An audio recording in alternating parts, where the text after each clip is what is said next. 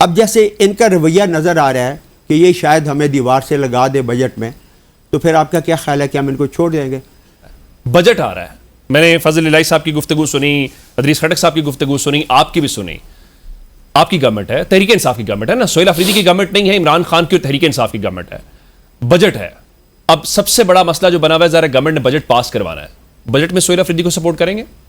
دیکھیں بات پھر وہیں پہ آ جاتی ہے کہ اب یہ ہمیں اپنے سے کوئی الگ چیز سمجھتے ہیں جبکہ ہم الگ نہیں ہیں. ان کے منسٹر شفیع اللہ جان صاحب کی آپ گفتگو سنیں، ہم نے ابھی تک کسی کے خلاف کوئی بات بھی نہیں کی، نہ ہم کرنے کو تیار ہیں، نہ کسی منسٹر کے خلاف، نہ سی ایم کے خلاف. ایک ہی پوائنٹ پہ ہم بات کرتے ہیں، وہ ڈائریکٹ ہمیں اٹیک کرنا شروع ہو گیا ہے جیسے ہم کوئی الگ مخلوق ہیں. بجائے ہمارے ساتھ بیٹھ کے بات کریں. بات کیا کرنی ہے کہ بیٹھ کے اتنی بات کیا نہیں ہو سکتی کہ یہ ٹھیک ہے بجٹ ختم ہو جائے تو ہم اس کے بعد ڈیٹ دیتے ہیں خان کے لیے، کوئی انکار تو وہ بھی نہیں کر سکتے اس بات سے. بالکل صحیح بات. تو یہ کتنا کوئی مشکل کام ہے. تو لیکن بجٹ پہ یہ اس میں اس کا رخ ہی بدل دیتے ہیں شفیع جان صاحب.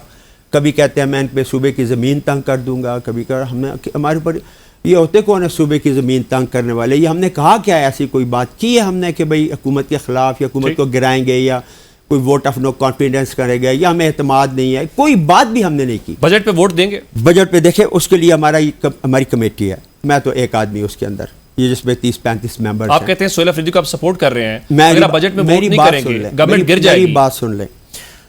ہم پی ٹی آئی کے عہدیدار رکن بھی ہیں اور اپنے حلقوں کی نمائندگی بھی کر رہے ہیں، ٹھیک ہے.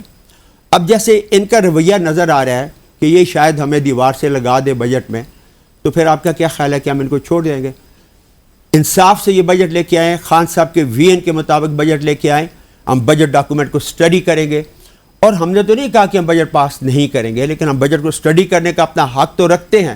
اور اگر ان پہ ہمارے حلقے کی 30-35 کے ساتھ ناانصافی اگر ہوتی ہے تو کیا ہم اس پہ آواز بلند نہیں کریں گے؟ اگر بجٹ اور اگر ہماری باتوں کو وہ انکارپوریٹ کر لیتے ہیں اور پھر